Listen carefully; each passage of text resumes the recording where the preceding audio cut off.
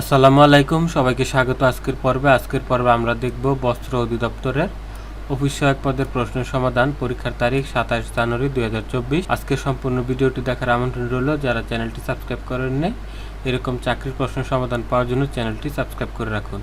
পরীক্ষার পূর্ণমান ছিল 70, সময় ছিল 1 ঘন্টা। চলুন শুরু করি। প্রথমে 1 নম্বরে ছিল সন্ধি বিচ্ছেদ করুন। স্বল্প, সু যোগ অল্প, স্বল্প। তারপর হচ্ছে দিগন্ত, দিক যোগ অন্ত, দিগন্ত। সঞ্চয়, সম যোগ চয়, সঞ্চয়। ঘ ছিল আশীর্বাদ, আশি বিসর্গ যোগ বাদ, আশীর্বাদ। শুভেচ্ছা, শুভ যোগ ইচ্ছা, শুভেচ্ছা। এটা ছিল সন্ধি বিচ্ছেদ 1 নম্বরে। তারপর 2 নম্বর ছিল এখানে অর্থসহ বাক্য রচনা করুন। ক ছিল গড্ডালিকা প্রবাহ। গড্ডালিকা প্রবাহ মানে হচ্ছে অন্ধ অনুকরণ, কোনো কিছু বাছ বিচার নাই করে মেনে চলা। গড্ডালিকা প্রবাহে না গা না ভাসিয়ে নিজের বুদ্ধি খাটিয়ে কিছু করার চেষ্টা করো। 9-6 করা মানে হচ্ছে অপচয় করা। দুদিনে ছেলেটা পৈতৃক সম্পত্তি 9-6 করে উড়িয়ে দিল।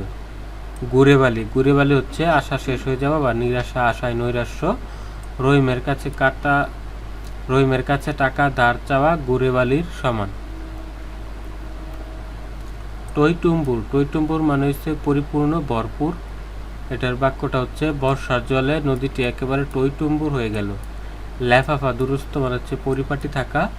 গরিব হলেও চালচলনে ছেলেটা লেফাফা, দুরস্ত। ঠিক আছে, তো এটি ছিল 2 নাম্বার আমাদের অর্থসহ বাক্য রচনা করুন। 3 নাম্বার হচ্ছে আমাদের এক কথায় প্রকাশ করুন। এক কথায় প্রকাশ হচ্ছে 3 নাম্বার। তো একই সময় হচ্ছে যুগপুত। একই সময় যুগপুত, যার উপমা নেই, এক কথা হবে অনুপম। যার উপমা নেই, অনুপম। জয়ের জন্য উৎসব, জয়ের জন্য যে উৎসব, এটার এক কথায় প্রকাশ হচ্ছে জয়ন্তী। দমন করা যায় না যাকে, যাকে দমন করা যায় না, সেটার এক কথায় প্রকাশ হচ্ছে অদম্য। দমন করা যায় না, অদম্য।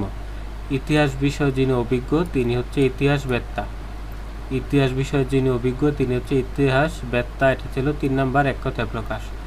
তারপরে 4 নাম্বার ছিল স্মার্ট বাংলাদেশ বিষয়ে একটি অনুচ্ছেদ লিখুন। এটা আপনি নিজেই চেষ্টা করতে পারেন। তারপর হচ্ছে এখানে 5 নাম্বার অর্থসহ বাক্য রচনা করুন। ইংরেজি থেকে নেওয়া হয়েছে যে কল অফ। কল অফ মানে হচ্ছে উঠিয়ে নেওয়া বা বাতিল করা। যে বাক্য, the strike was called off. The strike was called off, strike উঠিয়ে নেওয়া হয়েছে। Once in a while, once in a while মানে হচ্ছে মাঝে মাঝে। I only see her every once in a while at school. Part and parcel, part and parcel হচ্ছে important part, অবিচ্ছেদ্য অংশ। Discipline is part and parcel of administration. তারপর আসছিল 6 নম্বরে ফিল ইন দ্য গ্যাপস, শূন্যস্থান পূর্ণ। এটা হচ্ছে the noun form of the word simple is. Simple শব্দটির নাউন কি? সিম্পলিফিকেশন। সিম্পল শব্দটির নাউন হচ্ছে simplification. He is dash FRCS, FRCS এখানে হবে N. He is an FRCS. Cord is made dash milk, made from milk. He was accused dash thief. He was accused of thief. এটা ছিল 6 number, শূন্যস্থান পূরণ করুন। তারপর 7 number translate into English, ইংরেজিতে অনুবাদ। সে সাঁতার কাটতে জানে না। He doesn't know how to swim, সে জানে না, সে সাঁতার কাটতে জানে না। তারপর খ নাম্বার মুক্তিযোদ্ধারা জাতির শ্রেষ্ঠ সন্তান। Freedom fighters are the best sons of the nation. গ নাম্বার 2 এ 4 হয়। 2 and 2 makes 4.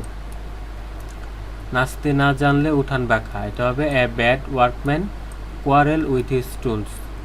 A bad workman quarrel with his tools. আমার মনে পড়ছে না, এটার ইংরেজি হবে I can't remember. I can't remember. তারপরে ছিল এখানে 8 নাম্বার একটা অ্যাপ্লিকেশন, যে write an application of the assistant director of the for the 3 days casual leave. 3 দিনের ছুটি চেয়ে আপনার পরিচালকের নিচে একটা দরখাস্ত লিখতে হবে সহকারী পরিচালকের কাছে। ওইটা আপনি নিজে চেষ্টা করবেন। তারপর হচ্ছে 9 নাম্বার হচ্ছে আপনার গণিত অংশ ছিল, যদি ডালের মূল্য 12.5% বৃদ্ধি পায় তবে ডালের ব্যবহার কত শতাংশ কমালে ডাল বাবদ কোনো খরচ বৃদ্ধি পাবেন? 11 সমস্ত 9 ভাগের 1% কমালে ডাল বাবদ কোনো খরচ বৃদ্ধি পাবে না। সমাধানটা এখানে দেওয়া আছে, এটা দেখে নেবে। তারপর হচ্ছে একজন মাছ বিক্রেতা প্রতি হালি ইলিশ 1600 টাকায় ক্রয় করে প্রতিটি মাছ 350 টাকা বিক্রি করলে তার শতকরা কত লাভ বা ক্ষতি হবে? তাহলে তার শতকরা ক্ষতি হবে 200 টাকা, মানে 12.5% ক্ষতি হবে। একটি ত্রিভুজের 3টি কোণের অনুপাত 3:4:5 হলে কোন 3টিকে ডিগ্রিতে প্রকাশ করুন। তো কোন 3টি ডিগ্রি হবে? 45 ডিগ্রি, 60 ডিগ্রি, 75 ডিগ্রি। একটি গাছের পাদদেশ থেকে 75 মিটার দূরে ভূতলস্থ কোনো বিন্দুতে গাছের শীর্ষবিন্দুতে 30 ডিগ্রি কোণ উৎপন্ন হলে গাছের উচ্চতা কত? গাছের উচ্চতা হচ্ছে এখানে 25√3 মিটার। তারপর 13 নম্বর হচ্ছে সাধারণ জ্ঞানাংশ। বঙ্গবন্ধু শেখ মুজিবুর রহমান কত সালে কত তারিখে জন্মগ্রহণ করেন? 17 মার্চ 1920। বাংলাদেশের সাথে সীমান্ত রয়েছে এমন দুটি দেশের নাম লিখুন। ভারত, মায়ানমার। এমআরটি এর পূর্ণরূপ কি? Mass rapid transit. তারপর হচ্ছে জাতীয় বস্ত্র দিবস কোন তারিখে পালিত হয়? 4 ডিসেম্বর। বাংলাদেশের জাতীয় পতাকার ডিজাইনার কে? কামরুল হাসান। বিশ্ব বাণিজ্য সংস্থার সদর দপ্তর কোন দেশের কোথায় অবস্থিত? Geneva, Switzerland. তারপরে বাংলাদেশকে প্রথম স্বীকৃতিকারী দান দেশ কোনটি? ভুটান। পদ্মা সেতুর দৈর্ঘ্য কত? 6.15 কিলোমিটার। ইউরোপীয় ইউনিয়নের মুদ্রার নাম কি? একক ইউনিয়নের মুদ্রার নাম কি? ইউরো। বীরশ্রেষ্ঠ মতিউর রহমান কোন সেক্টরে যুদ্ধ করেছিলেন? 8 নং সেক্টর।